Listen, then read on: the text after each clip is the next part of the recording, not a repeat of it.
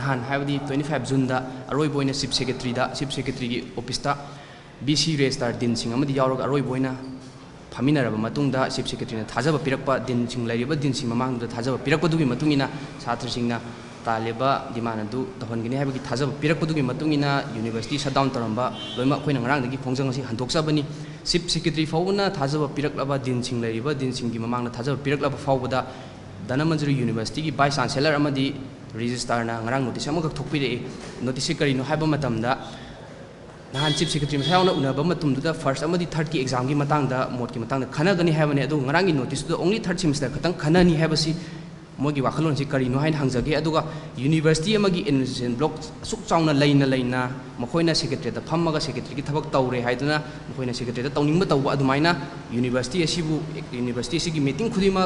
even academic council yamna university ki yamna maru oiriba academic council ama fawba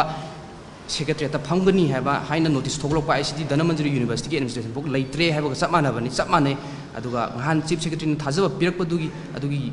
horen pung ama fawbagi manungda BC amadi registrar na kariguma thabak to onthok piraktaba taragadi aduda tholokpa afada daida khudimak BC amadi registrar na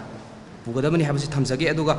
BC amadi registrar university sida phamde haiduna asuk chauna issue lairingai manung sida moina bi secretary ta phammaga tawningbada tawba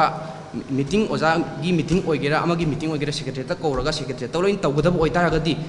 Dhanamantri University secretary ta laire hana lauthokpiro aduga haidi any department khudimok oigera ama oigera khudimak ase secretary ta lairagani hana lauthokpiro habse chhatri singi magai digi thamjage aduga horen pung ama fawgi manungda thajaba pirakpa dugi matungda BC amadi registrar na kariguma thabak to onthok piraktaba taragadi